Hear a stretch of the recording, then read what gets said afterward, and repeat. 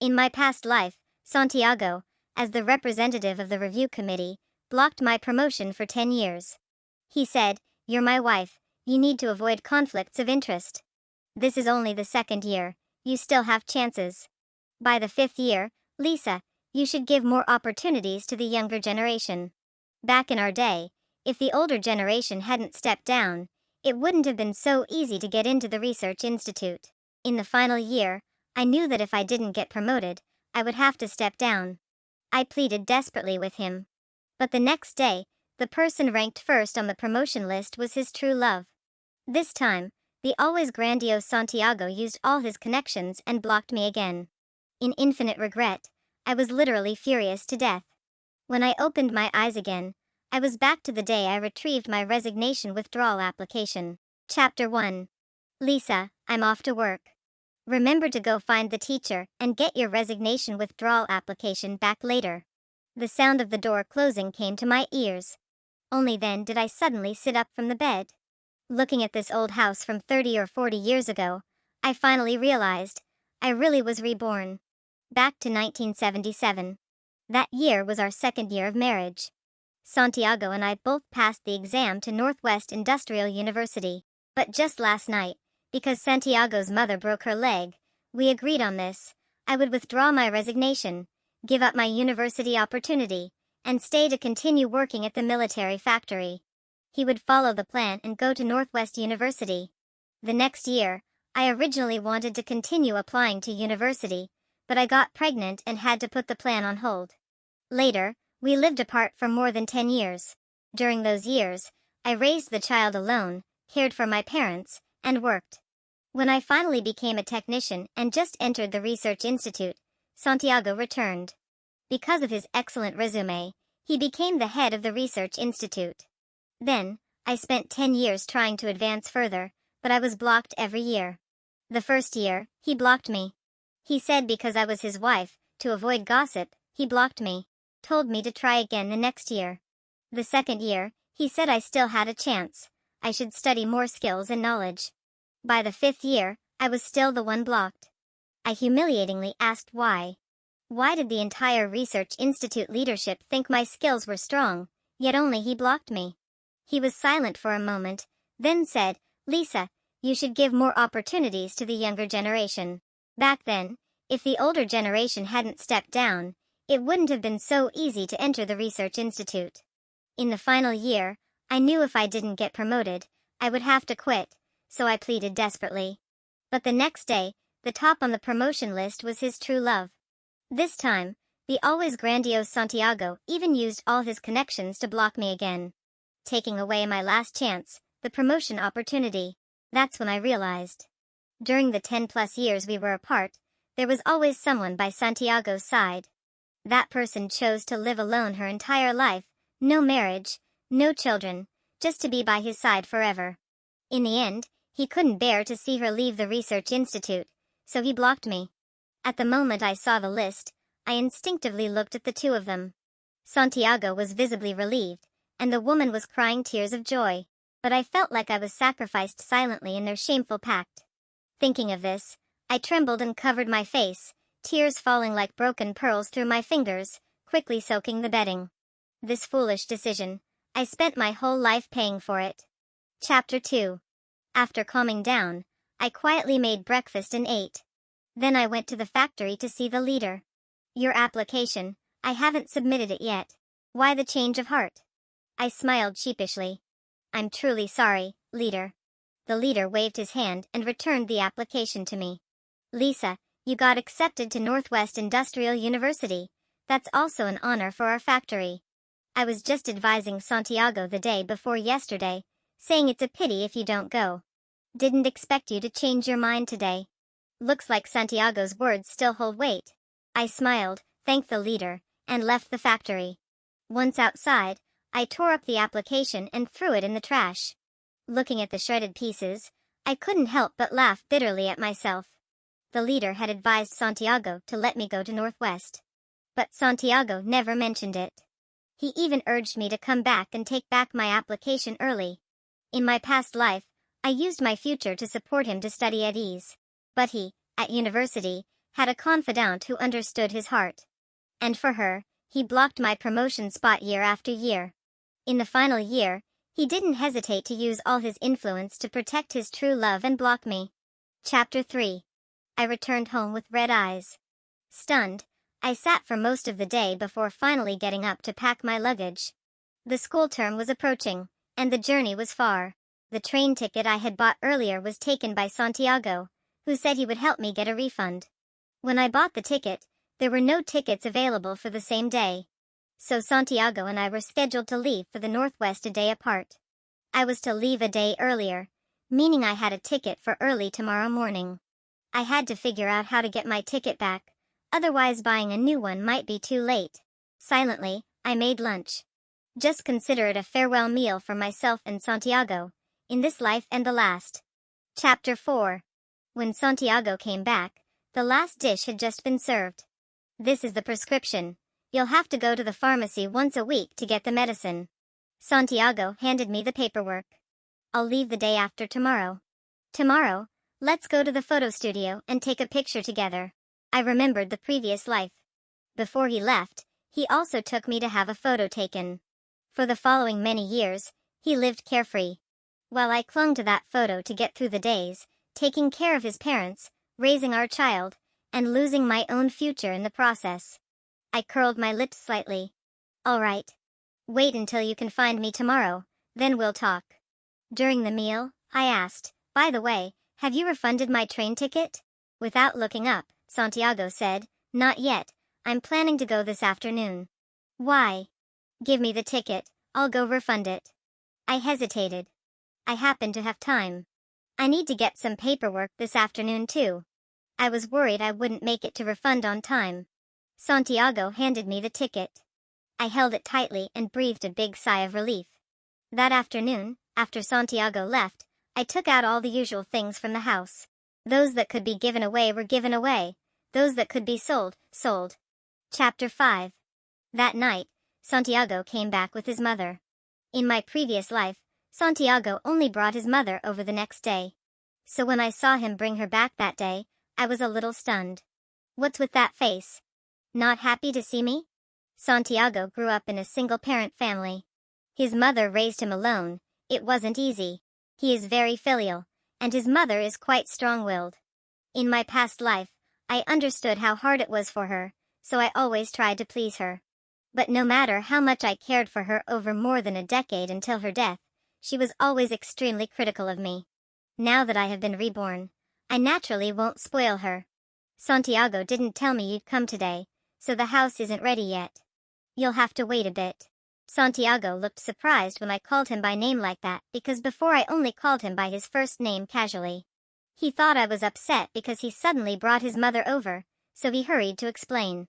It's just that I happened to be picking up some documents today, and a friend had a car, so I took the chance to bring my mom over first. Well, bringing her today or tomorrow makes no difference anyway.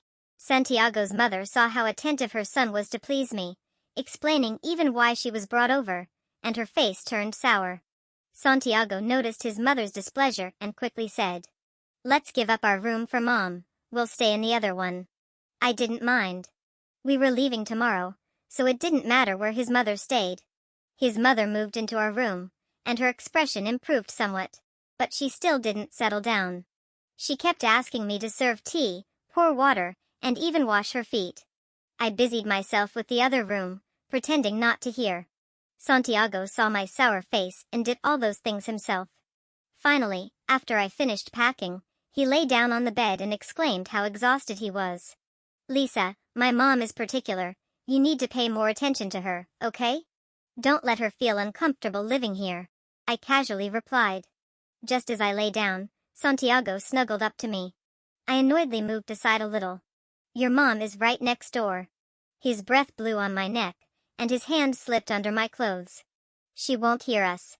Just as he said that, I heard Santiago's mother call out, "Lisa, come help me to the bathroom." I closed my eyes mockingly. Santiago resignedly got up. "Where's your wife? Why are you the one coming again? Hurry to bed. Mom can manage on her own. You have a friend to meet tomorrow and leave for the Northwest the day after. Don't overwork yourself." Right after that, I heard a lot of knocking and banging. Apparently, Santiago's mother was deliberately making noise to express her displeasure. I automatically blocked out her words and soon fell asleep. Chapter 6. I woke up as early as 6 the next day. Hearing me get up, Santiago thought I was going to buy groceries.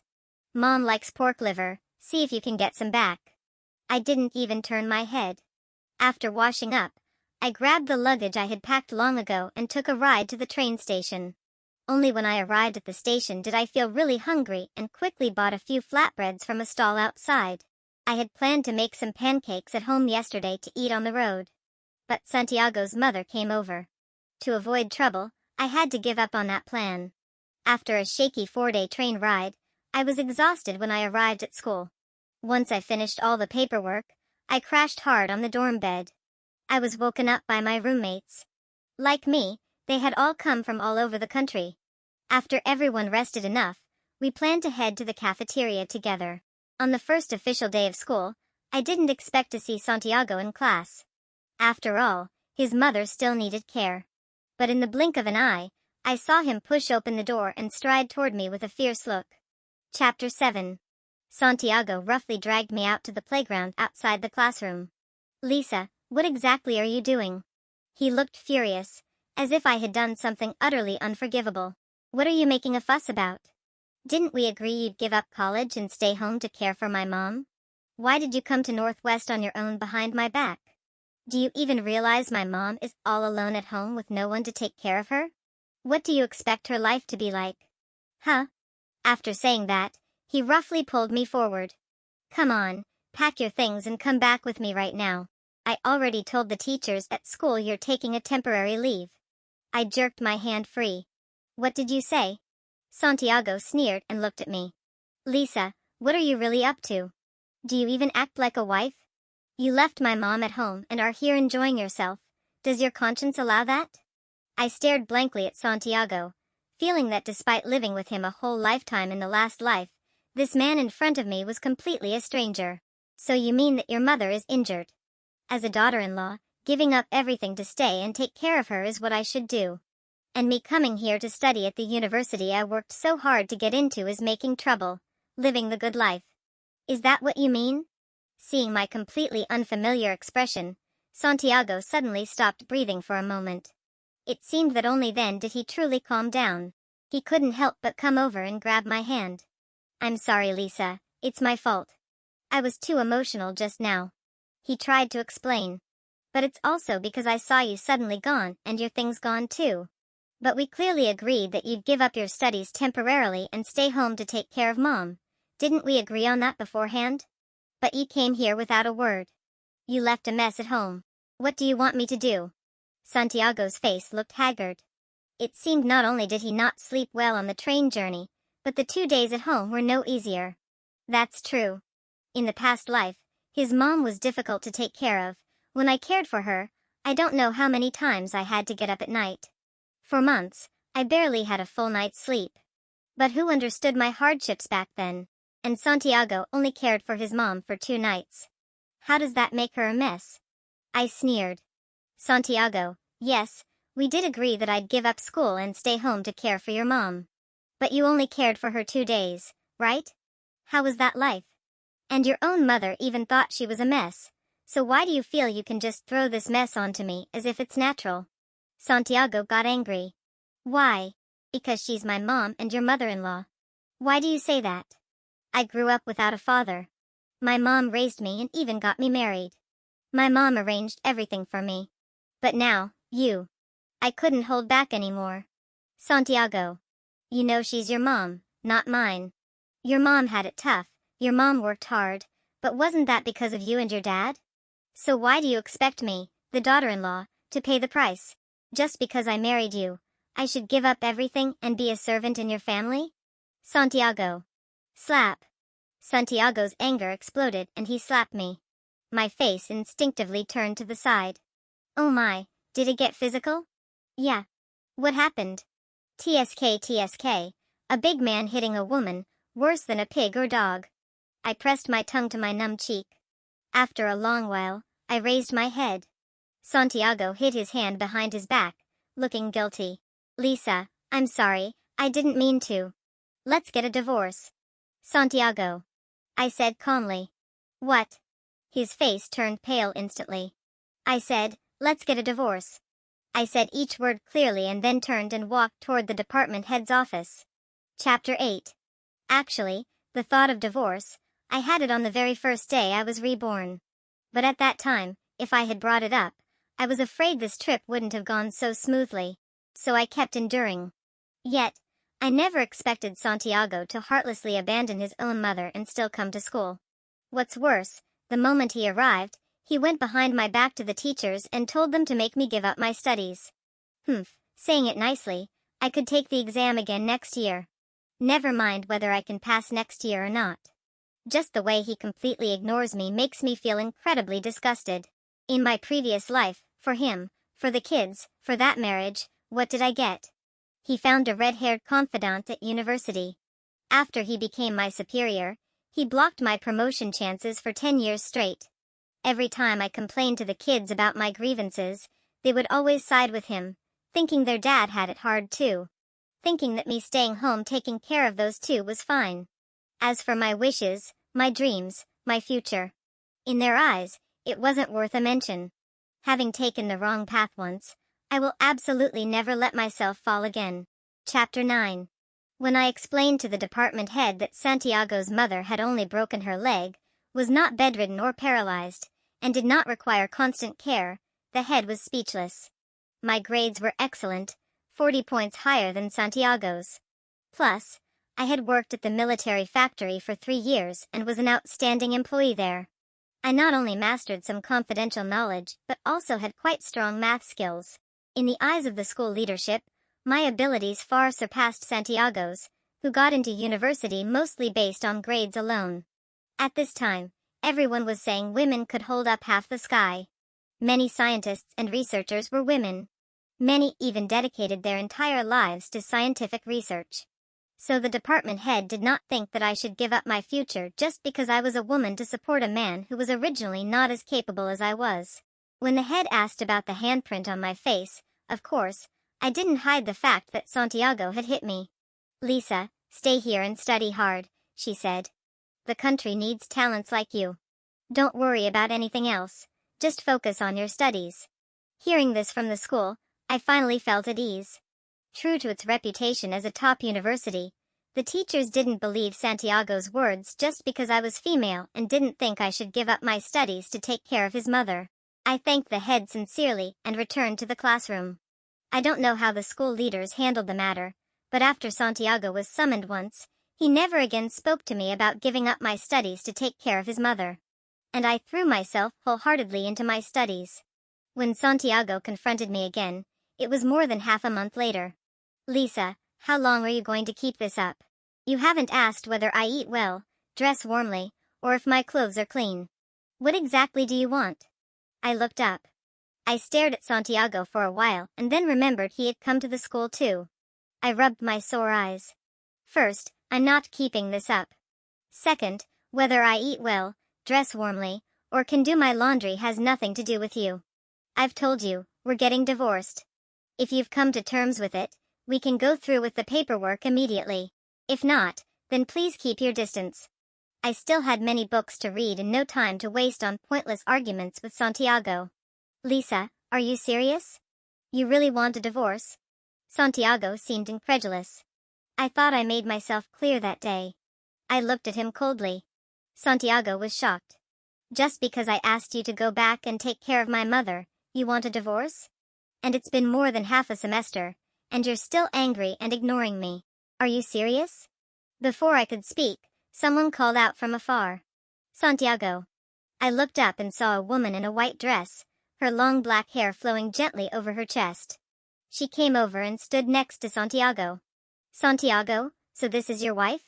Then she looked at me with eyes full of persuasion. Wife, I heard you left your mother-in-law behind to come study here, and after Santiago talked to you a couple of times, you've been angry ever since. I'm just saying, as a wife, you have to be filial, or else a good man like Santiago will lose heart. Santiago pursed his lips.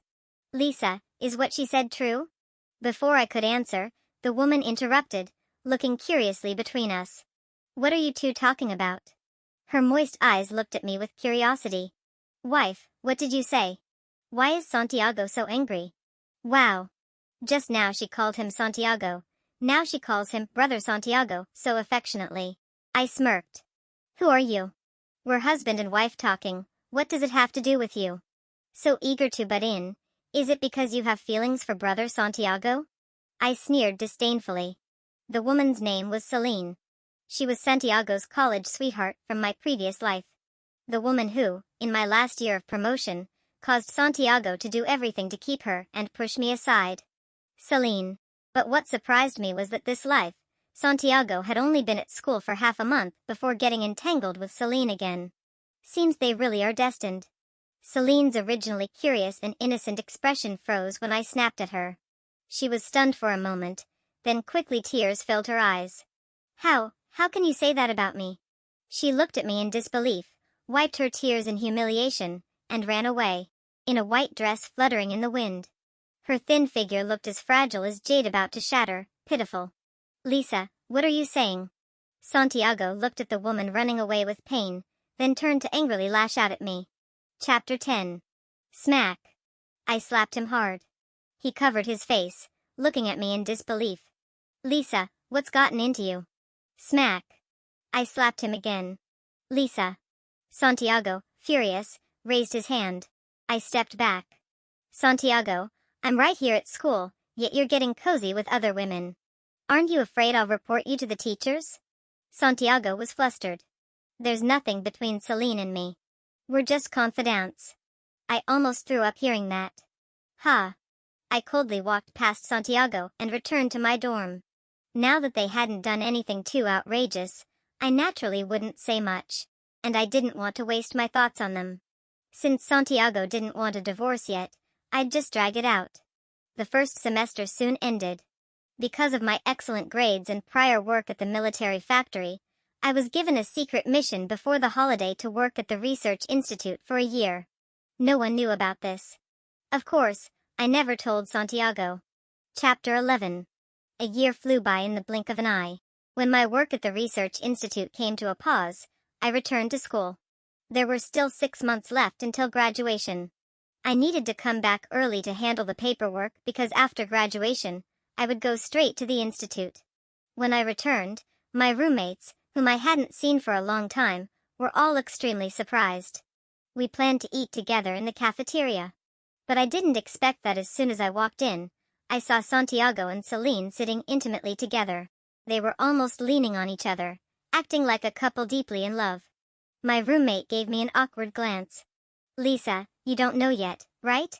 Your husband Santiago is a big deal at school because of his excellent grades. Many secretly like him. That one there is the closest to him. I knew that one my roommate referred to was Celine. I nodded silently, saying nothing.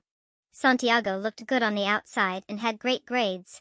If it weren't so, in my previous life, Celine wouldn't have stayed unmarried for him her entire life, almost becoming his true love. There was a lot of gossip about the two of them at school. But since I, the main person involved, said nothing, everyone just watched quietly.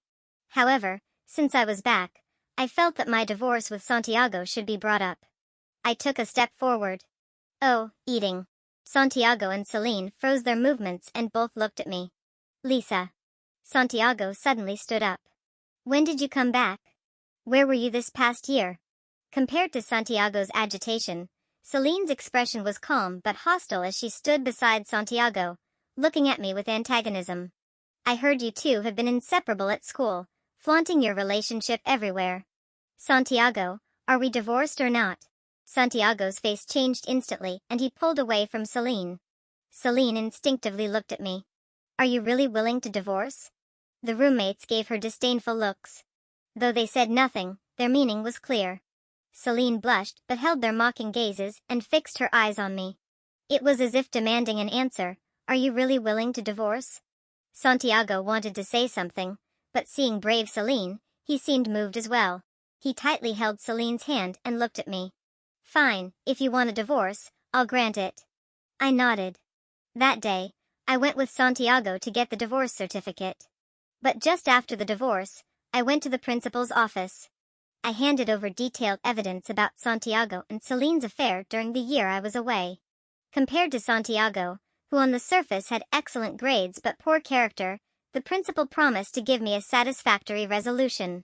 A few days later, I heard Celine had dropped out. Of course, before dropping out, she and Santiago had gotten married. My roommates were very gossip-happy. You don't know, the school explicitly told them to choose, only one could stay.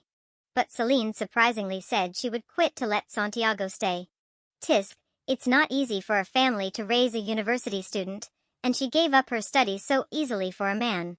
I just don't get it. I smiled bitterly and shook my head. She wasn't the only fool. It was me in my past life. But this time, it was Celine. Yet the one benefiting was the same, Santiago. I must say, whether in my past or present life, Santiago was a master manipulator. But after Celine left, Santiago began to frequently appear before me. He said if I weren't so stubborn and unyielding, he wouldn't have divorced me. Chapter 12. He kept hinting and probing, asking where I had disappeared to that year and what my plans were afterward. I knew there were rumors at school recently that 3 people would be selected for the research institute. My grades were good, but I had disappeared for a whole year. No one knew where I had gone during that year. But Santiago, who wasn't entirely clueless, worried that during that year I might have been on some secret mission and that I might be one of the contenders competing with him for a spot at the research institute. I ignored all his tests. What Santiago didn't know was, one of my tasks in returning was precisely to be selected for the research institute. Meanwhile, Santiago, who on the surface had good grades but spent most of his energy stuck in his messy affair with Celine, was never within my consideration at all. Chapter 13. Soon, the day to announce the list arrived. The school auditorium was packed with people. Many nervously watched the school leaders sitting on the stage. When the time came, a leader took out a list and read aloud the names of the 3 people selected for the research institute. Standing on one side of the stage, I saw Santiago clench his fists tightly. As voice slowly fell, I saw Santiago's face turn pale. Mario. Kevin. Leonardo. None of those 3 names was his. I looked at Santiago's ashen face, and I saw my past life. Time and again, I stood before Santiago as a judge, like a criminal facing sentence. When everyone said I could go, Santiago, the man who was my husband, repeatedly sentenced me to death. Being the judge this time in a new life, watching Santiago miss out on his dream felt exhilarating. Don't say I abused power. Among the 3 people I selected, Mario's grades were better than Santiago's. Kevin's practical achievements were better than Santiago's. And Leonardo was a returning talent holding core technology that was better and more impressive than mine. If I ignored such people and chose Santiago, that would be my failure. Chapter 14. All right, these are the 3 selected for the research institute. Now, let's welcome the engineer Lisa, who came here to select the candidates to give a speech. A warm round of applause, please. As the principal finished speaking, I was called up to the stage. I saw Santiago suddenly stand up from the audience.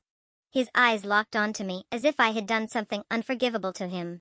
I averted my gaze and didn't look at him.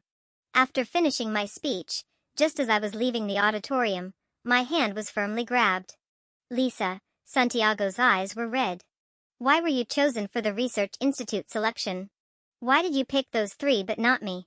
Are you taking personal revenge? Are you angry that I divorced you and remarried? Believe it or not, I'll report you for abusing power. I shook off Santiago's hand forcefully and said coldly. Whatever. Behind me, Santiago punched the wall hard.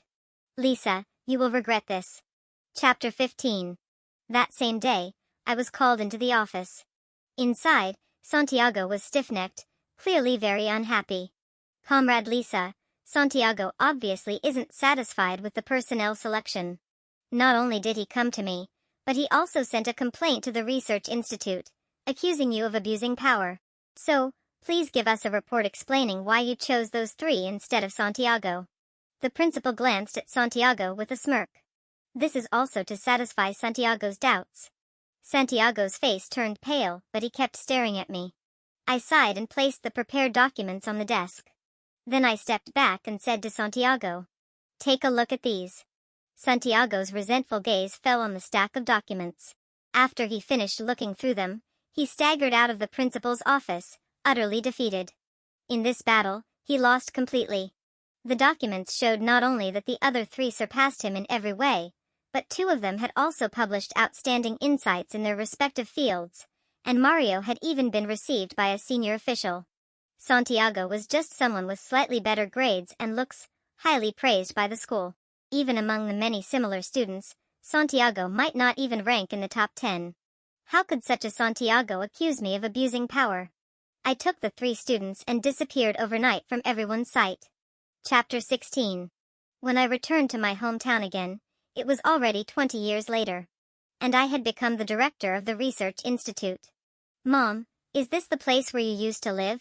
My adopted son and daughter looked at the city where I had lived for more than 10 years with curiosity. I smiled and said, "Yes, see here.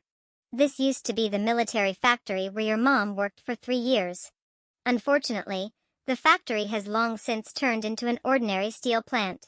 It's no longer the way I remember it." Are you Lisa? I didn't expect the security guard to still recognize me. He came out from the guardroom. "Oh, you really are Lisa. I heard you're now at the research institute. When did you come back?" I was surprised that the guard remembered me, so I chatted with him for a bit. Before long, a door nearby suddenly opened, and a man was chased out by a woman holding a broom. "I've worked like a beast for you all my life, and you still dare to get entangled with another woman outside. Get out of here." As the door slammed shut, the man turned his dark face towards us and noticed our group. He was stunned for a moment. Lisa. Santiago, looking much changed but still thin, strode towards me. "Mom." My son took a step forward, instinctively shielding me. My daughter tightly held my arm, protecting me. "Mom." Santiago glanced at the two of them, then looked at me. "Lisa, is it really you? You're back." The past no longer mattered to me. So I faced Santiago calmly. My son seemed to recognize us and stepped aside. Santiago's gaze remained fixed on me. "Lisa, are they all your children? You remarried?" I just nodded and took my 2 children to the government guest house, leaving that place behind. I found it funny. What gave Santiago the idea that I wouldn't remarry because of him? Though for various reasons, I really was no longer suitable to have children. But my husband loves me very much. My son and daughter are all orphans of comrades who sacrificed everything for the country, and they are very filial. My career is smooth, and my family is harmonious. I think this life of mine is much more comfortable than the last. That night, many old friends gathered. Someone told me Santiago now works as a teacher at a school. Back then, because he divorced me and had an affair with Celine at school, his reputation was ruined long ago. When I selected people for the research institute and didn't choose Santiago, he even wrote a letter to report me. Although the school and research institute later understood the whole story, the name Santiago was marked with a big X in front of the leaders of both places.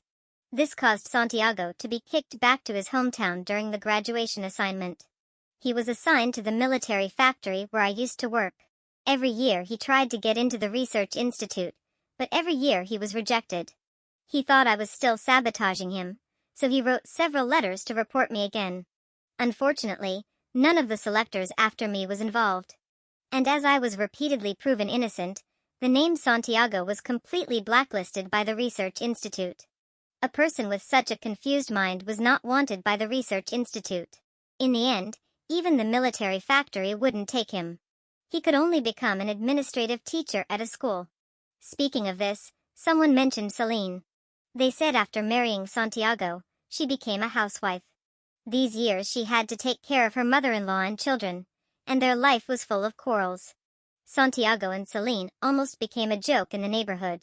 I just smiled upon hearing this. The past is like the wind. In a few days, I will return to my position.